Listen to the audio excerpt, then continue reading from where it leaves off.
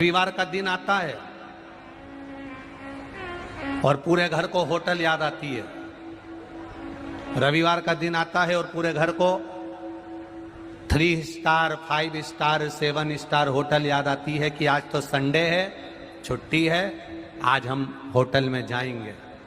घर में एक संस्कार ऐसा होना चाहिए कि आज रविवार है, हम अपने गांव के कोई विद्वान पंडित जी को बुलाकर अभिषेक करवाएंगे। यह हमारे भीतर होना चाहिए।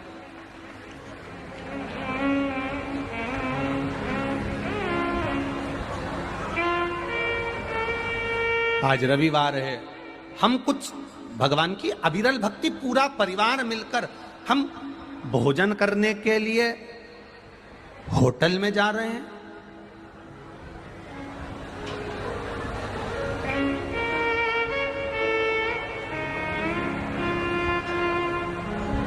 एक दिन अपने परिवार में ऐसा बनाइए कि उस दिन हमारा घर का सब व्यक्ति, बच्चे, बूढ़े, बुजुर्ग, बड़े, सब एक साथ बैठकर भोजन ग्रहण करेंगे और भगवान शंकर की अविरल भक्ति की बातें करेंगे। जब हम भगवान की बात करेंगे तो भगवान भी तो हमारी बात करेगा। अविरल भक्ति की बात करें, हम भगवत भजन की बात करें, हम भगवती स्मरण की बात करें। अपनी मति क्यों बिगाड़ें?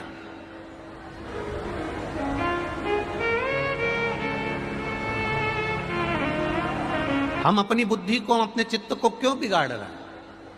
हम कभी मना नहीं करेंगे कि आप होटल मत जाओ, हम कभी मना नहीं करेंगे कि आप 5 स्टार 7 स्टार होटल में मत जाओ। तो हम अगर मना भी कर देंगे कि तुम होटल मत जाओ तो तुम क्यों मानोगे? हम तुमसे कहते 7 स्टार होटल में मत जाओ तो तुम मानोगे क्या? हम तुमसे कहते 5 स्टार होटल में मत जाओ, तुम मानोगे नहीं। तो जो तुम मानने वाले हो ही नहीं तो तुमको बोलकर फायदा कौन सा?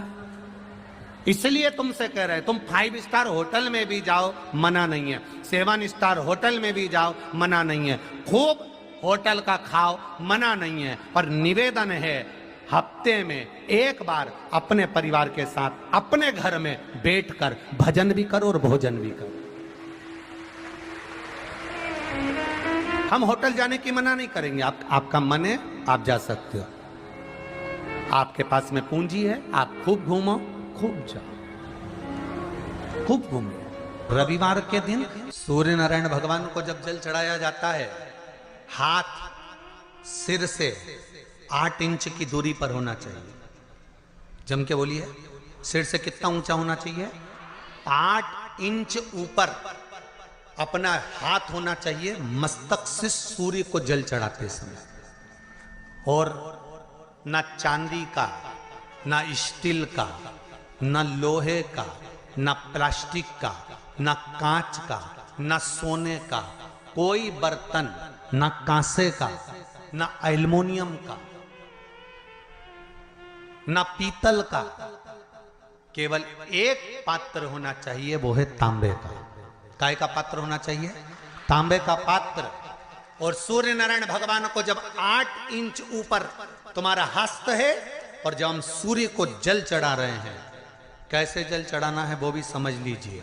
अगर कोई कैंसर का मरीज है, जिसके चेस्ट में कैंसर आ गया हो, लेफ्ट में, राइट में कहीं पर कैंसर आ गया हो, या कोई गठान आ गई हो, तो महाराज आप जल चढ़ाते समय उस जल की धार को सूर्य भगवान को जब चढ़ा रहे हो तो धार आपकी गठान की ओर जाना चाहिए, जिससे सूर्य की किरण उस जल में से आपके उस स्थान पर पड़े, उस जगह पर पड़े जहां पर गठान है। महाराज आप लगातार जल तो चढ़ाना चालू करो, अच्छे अच्छे डॉक्टर फेल हो जाएंगे और कह देंगे गठन ठीक हो गई। आपका लीवर और किडनी गड़बड़ कर रहा है, आप प्रतिदिन, आपका स्वास्थ्य गड़बड़ रहता है, आप प्रतिदिन ये ज्योतिष शास्त्र के अंतर्गत, रत्न शास्त्र के अंतर्गत, ये रत्न शास्त्र, ज्योतिष शास्त्र, रंग शास्त्र जो हमारे यहाँ है, रंगों के हिसाब से ये जितने रत्न होते हैं, माणिक हुआ, सोन, मोती हुआ, नीलम हुआ, मूंगा हुआ, पुखराज हुआ, ये क्यों कहते हैं ये पीला है, ये सफेद है, ये नीला है, ये लाल है, इसको शरीर में क्यों पहनाते हैं? उसका कारण होता है कि जब शरीर में पहनते हैं सूर्य की किरण उसमें पड़ती है, हमारे शरीर पर वो कलर का इफेक्ट पड़ता है, उस कलर को शरीर पर लगता है, और शरीर पर लगता है तो हमारा शरीर धीरे धीरे, हमारी जो इंद्रियां हैं वो सही होने लगती हैं, काम सही होने लगता है। तो आप कहते हो ना सब, मैं कौन सा नक पहनूं, मैं कौन सा मोती पहनूं, मैं कौन सा पुखराज पहनूं, मैं कौन सा नीलम पहनूं, वो ज्योतिष शास्त्र के अंतर्गत, रत्न शास्त्र के अंतर्गत जितने रत्न हम पहनते हैं ये केवल उस किरण के लिए ही तो पहनते हैं कि जो सूर्य की किरण मिले, उस किरण का प्रभाव हमारे शरीर पर पड़े। तो इन सबसे अच्छा है कि सुबह शंकर भगवान का नाम लो, तांबा का लोटा में जल भरो, 8 इंच ऊपर सिर से हाथ होना चाहिए, और सूर्य नारायण भगवान का दर्शन साधारण नहीं, जो जल तुम चढ़ा रहे हो वो जल की जो धार आ रही है उसमें सूर्य का दर्शन होना चाहिए, तो कैंसर की बीमारी कभी नहीं हो सकती। लीवर, किडनी, हार्ट, आपके हार्ट में अगर तकलीफ है, डॉक्टर ने कह दिया कि इसमें नस चोक है, आपको कहीं ना कहीं छल्ला डलेगा, आपको कह दिया इसमें कुछ ना कुछ प्रॉब्लम आ रही है, आप सूर्य को अर्घ देना चालू कर दो, सूर्य को जल चढ़ाना चालू कर दीजिए। आप सूर्य को जल चढ़ाओ, वो जल की जो तरंग आ रही है, वो जल जो निकल कर जा रहा है, उसकी जो किरण आपके हृदय पर, आपकी छाती पर पड़ रही है, नाड़ियों में पड़ रही है, नसों में पड़ रही है, उसका बल देखो तो सही। 1 महीना लगातार चढ़ाओ, तो 15 दिन 20 दिन कर तो देखो। क्यों राम जी महाराज जल चढ़ाते थे, क्यों भगवान कृष्ण जल चढ़ाते थे सूर्य को, क्यों दशरथ जी महाराज जल चढ़ाते थे, क्यों कश्यप ऋषि जल चढ़ाते थे सूर्य को, सारे 33 कोटि देवता, सारे ऋषिवर, साधु संत सन्यासी तपस्वी साधक उपासक सब भगवान सूर्य को अर्घ दिया करते थे। क्यों देते थे, किस लिए?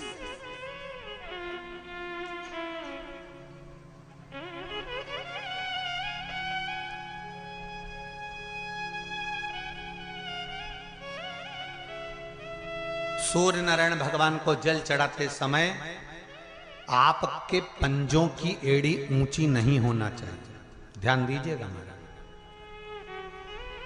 आपका पंजा पांव का पूरा की पूरा जमा होना चाहिए भूमि पर। हाथ कितने इंच ऊपर, 8 इंच ऊपर होना चाहिए। जल जो गिरे, सूर्य की किरण, सूर्य का दर्शन उस जल की रोशनी में करना चाहिए। क्या होगा उससे? जिस बच्चे को आंख में चश्मा लगा हो, मोटे से मोटा चश्मा लगा हो, छूट नहीं रहा हो, तो थोड़े दिन उसको सूर्य का अर्घ चढ़वाना चालू कर दो और जल में से सूर्य का दर्शन कराना चालू कर दो। सूर्य का दर्शन जल में से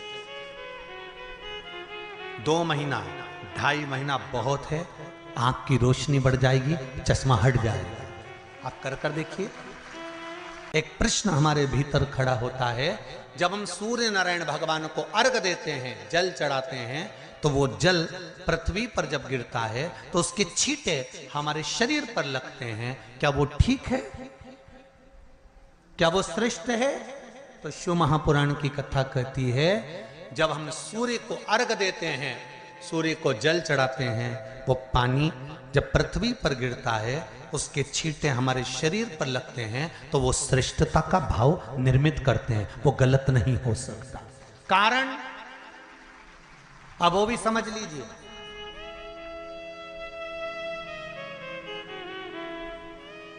अब सूर्य नारायण भगवान को आप जल चढ़ा रहे हो, तो छींटे नहीं लगे, उसके लिए क्या स्टूल पे चढ़ के चढ़ाओगे कि कुर्सी पे चढ़ के चढ़ाओगे?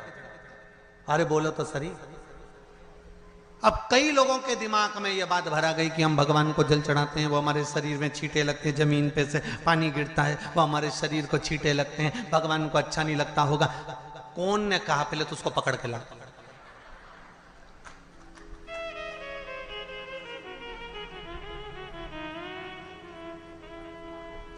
क्योंकि मेरे राम जी महाराज, मेरे भगवान कृष्ण, बड़े बड़े संत, साधु, सन्यासी, तपस्वी, साधक, उपासक जितने भी हुए, जिन्होंने सूर्य की आराधना करी, इन्होंने टेबल पे चढ़कर या कुर्सी पे चढ़कर जल नहीं चढ़ाया, इन्होंने पृथ्वी पर खड़े होकर ही, क्योंकि पृथ्वी तत्व के देव हैं शिव।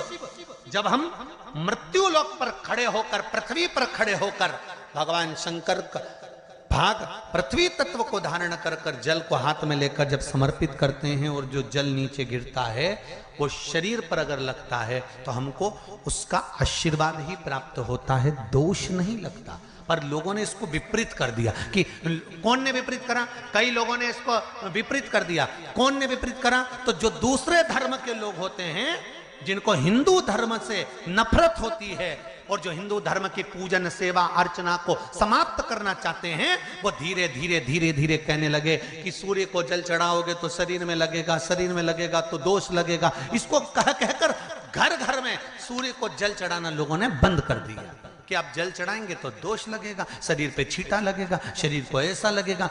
ये दोष नहीं है। किसी भी देवता के मंदिर में रोज जाकर जल नहीं चढ़ाया जाता, पर दो इस शिव पंचायत के दो देव ऐसे हैं जिनको रोज जल चढ़ाया जाता है। एक सूर्य नारायण और दूसरे मेरे देवाधिदेव महादेव। दोनों पर जल रोज चढ़ता है प्रतिदिन।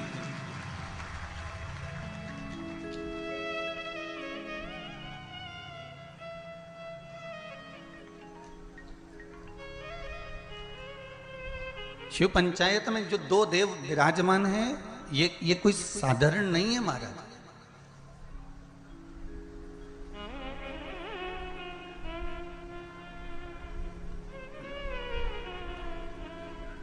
इन दोनों देवताओं पर जल जो चढ़ाने का क्रम है,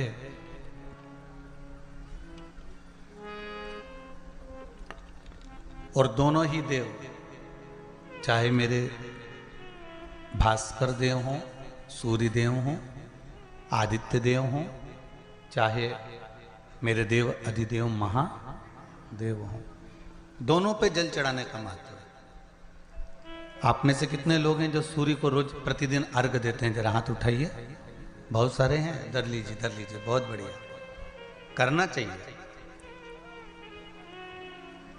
ये जो आज के समय में दुनिया के लोगों को जो ये बीमारियां हो रही हैं ना, कि हृदय गति रुक जाती है, कहीं अटैक आ जाता है, कहीं हार्ट काम करना बंद कर देता है, कहीं लीवर किडनी में सूजन आने लगती है, कहीं लीवर काम करना बंद कर देता है, कहीं किडनी काम करना बंद कर देती है, कहीं डायलिसिस चालू हो जाता है, कहीं बाईपास करवाना पड़ जाता है, कहीं नसें ब्लॉक होने लगती हैं, डॉक्टर ने कह दिया बाईपास कराओ।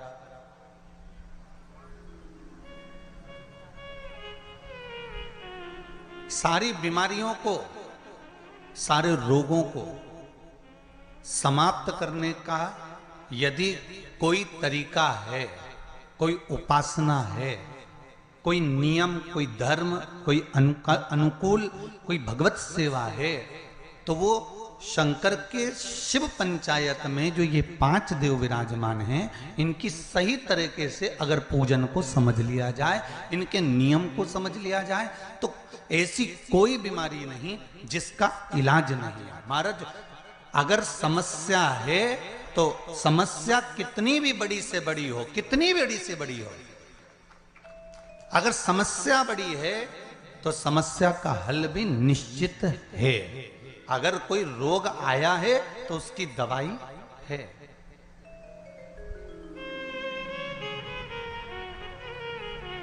कोई दुख, कोई तकलीफ, कोई कष्ट आया है, कोई रोग आया है, कोई बीमारी आई है, कोई दुख आया है, तो उसका हल है, उसका हल निकले।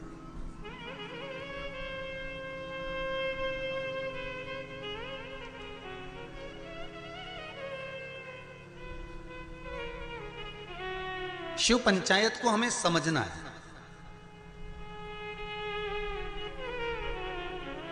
और छत्तीसगढ़ की इस पावन धरा से कथा सुन रहे हो, मां बमलेश्वरी के पास में बैठकर। हम भी सोचे कि आखिर ये कथा शिव पंचायत मां बमलेश्वरी के पास क्यों हो रही है? क्योंकि पंचायत में, शंकर की पंचायत में 5 देव हैं। पहला विष्णु, दूसरा सूर्य, तीसरा गणेश, चौथी है माँ दुर्गा और 5वें नंबर पर है शंकर। ये 5 देव मिलकर शिव पंचायत बनती है। तो हमने विचार करा कि आखिर ये माँ बमलेश्वरी के पास में कथा क्यों हो रही है, डोंगरगढ़ के पास में ये कथा क्यों हो रही है, डोंगरगढ़ बमलेश्वरी से 25 किलोमीटर दूरी पर ये कथा क्यों हो रही है। तो समझ में ये आया कि माँ बमलेश्वरी दुर्गा भवानी इस कथा को इसलिए करवा रही है क्योंकि शिव पंचायत में 5 देवताओं में आद्य शक्ति बमलेश्वरी ही मूल रूप से विराजमान है। नहीं तो शिव पंचायत तो अभी चाहते तो देपालपुर हो सकती थी या फिर आगे रायसेन में कथा है वहां हो सकती थी। अभी शिव पंचायत शिव महापुराण की कथा वो भी बमलेश्वरी के चरणों में। और सबसे ज्यादा भाग्यशाली तो हमने पहले भी कहा है,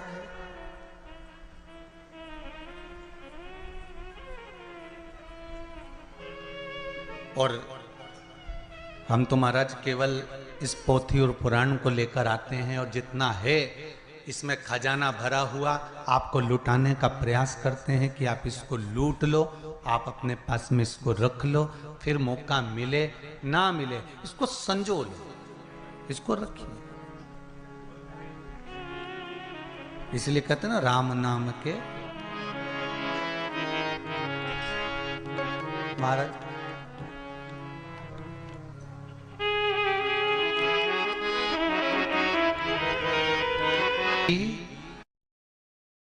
शिवाय नमस्तुभ्यं, श्री शिवाय नमस्तुभ्यं।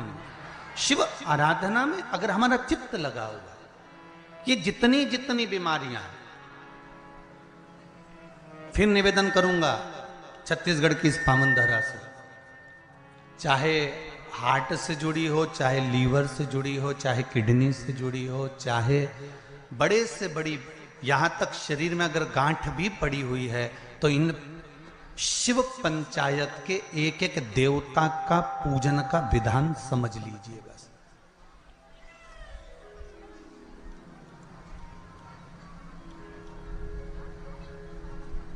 एक एक देवता का हमें विधान समझना। शिव परिवार का मंदिर आपके गांव में भी होगा, है शिवलिंग, गणेश जी, कार्तिकेय, पार्वती जी, नंदीश्वर, ये सब अपने गांव में भी रहता, अपने गांव में भी है, ठीक है।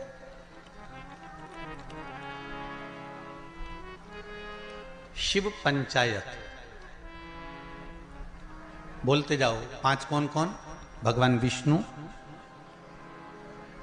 गणेश जी, दुर्गा भवानी, सूर्य नारायण भगवान और भगवान शंकर, ये 5 ये शिव पंचायत के देव हैं।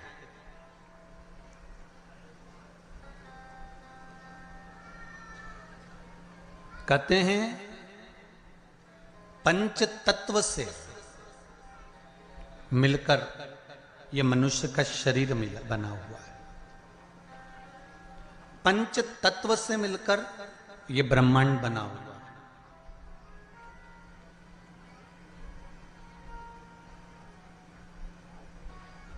पंच तत्व से मिलकर ही शरीर है और पंच तत्व से मिलकर ही ब्रह्मांड।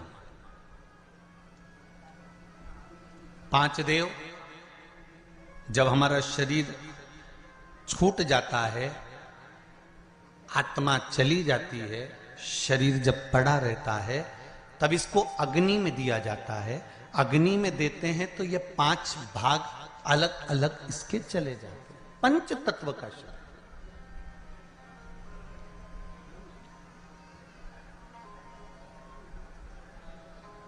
ब्रह्मांड में सबसे ज्यादा क्या चीज है? पृथ्वी की पानी।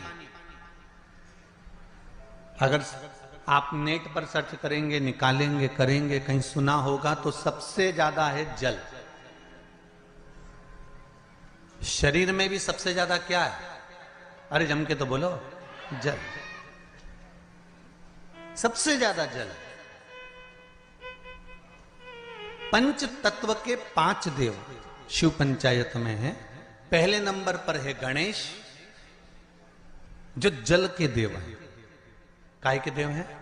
जल के। शरीर में भी अगर जल है तो उसके देव श्री गणेश जी महाराज हैं, और मृत्यु लोक में भी अगर जल है तो उसके देव श्री गणेश जी महाराज।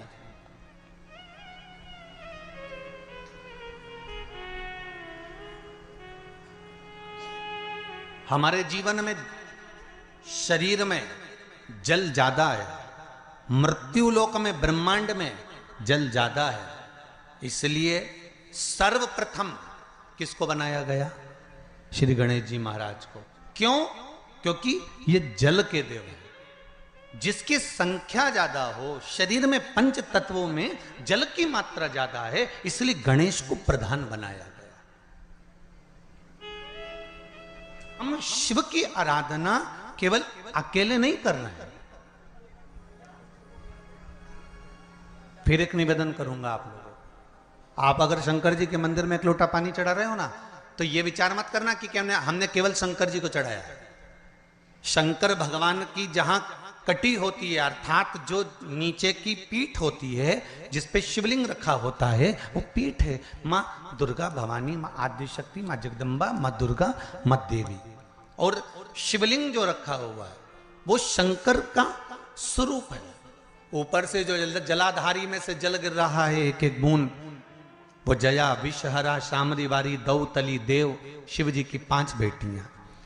जो शिवलिंग के सामने एक मोटी सी बीच में लाइन होती है, वो शंकर जी की छोटी लड़की अशोक सुंदरी है। और जो दोनों साइड में भाग नजर आता है, ये गणेश जी और कार्तिकेय जी महाराज। गणेश और कार्तिकेय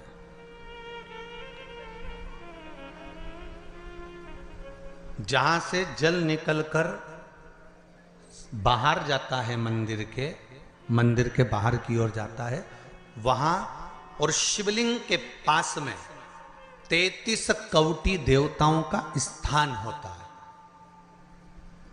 आप जिस कामना से पशुपति व्रत करते हैं, आप जिस कामना से पशुपति व्रत का नियम धारण करते हैं, पशुपति व्रत करते हैं, जिस कामना से आप पशुपति व्रत उठाते हैं, शिव की आराधना करते हैं, पूजन करते हैं, अर्चना करते हैं, तो गणेश की आराधना भी स्वतः साथ में हो जाती है। देवी की आराधना भी साथ में हो जाती है, सूर्य देव की आराधना भी साथ में हो जाती है, सभी देवताओं की आराधना साथ में। और जब आराधना साथ में होती है तो उसका फल भी हमको प्राप्त होता है।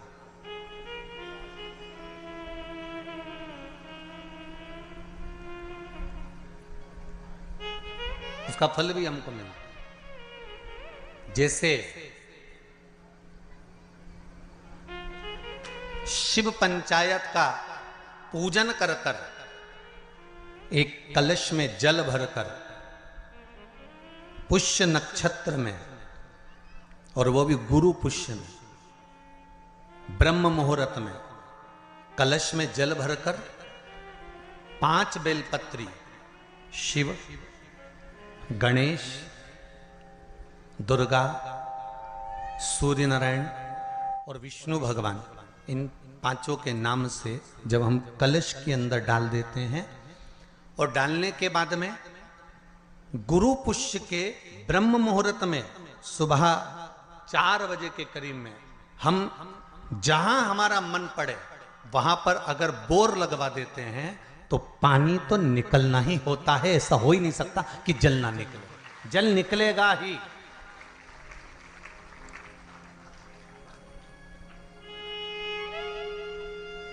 बस जो 5 देव के नाम से अपने 5 बेलपत्री जल के पात्र में रखी, वो कलश जहां बोरिंग हो रहा है उस स्थान पर रखा होना चाहिए।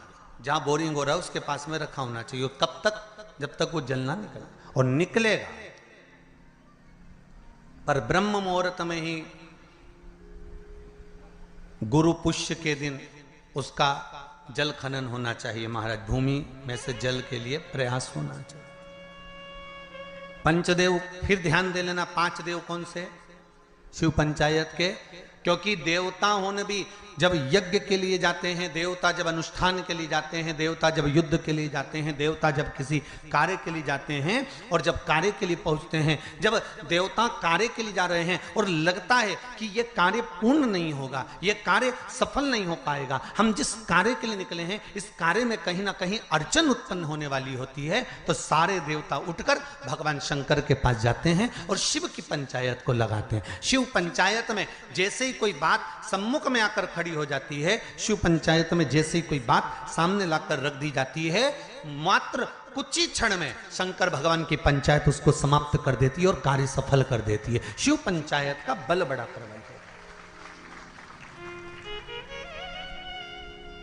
अब एक बात और ध्यान दीजिए, कई लोगों के मन में आता है गुरुजी शिव परिवार के मंदिर जाता होते हैं तो शिव पंचायत के मंदिर क्यों नहीं बनते?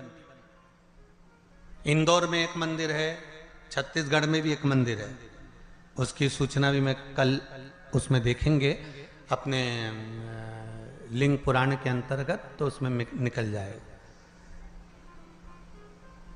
उज्जैन में भी एक मंदिर, तो शिव पंचायत के मंदिर क्यों नहीं बनते गुरुदेव? प्रश्न तो खड़े होते हैं। अब एक प्रश्न और खड़ा होता है सूर्य को अर्घ देने का। गुरुजी पंचदेव पंचायत में सूर्य नारायण भगवान शंकर की पंचायत में हैं, सूर्य नारायण को हम फ्लैट में रहते हैं, हम फ्लैट के अंदर रहते हैं, तो हम फ्लैट में रहते हैं, हमारे यहाँ अगर छज्जा नहीं है, हमारे यहाँ जगह नहीं है, तो हम सूर्य को अर्घ कैसे दें? तो महाराज खिड़की तो होगी, अगर घर में फ्लैट में पानी ढुलेगा और आप लोग नहीं समेट सकते तो एक बाल्टी रख लो, एक पात्र रख लो, पर सूर्य नारायण भगवान को अर्घ देकर रोशनी शरीर पर पड़ना चाहिए। जिंदगी में कभी कोई बड़ी बीमारी नहीं आ सकती। कितने लोग देते हैं सूर्य को अर्घ? जरा हाथ उठाओ। बहुत बढ़िया, बहुत जोरदार। पुरुष लोग भी देते हैं ना, चाहे बच्चे से बच्चा, बच्चों के हाथ में भी एक लोटा पानी पकड़ाओ। घर में छोटे बच्चे हो ना, उनको तांबे का लोटा दो, पानी दो, जा बाहर खड़े हो जा, एक लोटा पानी चढ़ा के आ। पहले दिन आप स्वयं बच्चे के साथ बाहर खड़ी हो, ओटले पर, घर के बाहर खड़ी हो, छत पे खड़ी हो या घर के बाहर खड़ी हो, और बच्चे से कह लो चढ़ाओ बेटा, देखो ऐसा हाथ 8 इंच ऊपर करिए, तांबे का लोटा लेकर पानी धीरे धीरे डोलना है, जैसे वो स्लो मोशन के सीन नहीं होते नाटक में, ये एकदम धीरे धीरे धीरे, बस नहीं तो मालूम पड़े छोरा छोरी एक साथ उंडेल के अंदर नहीं।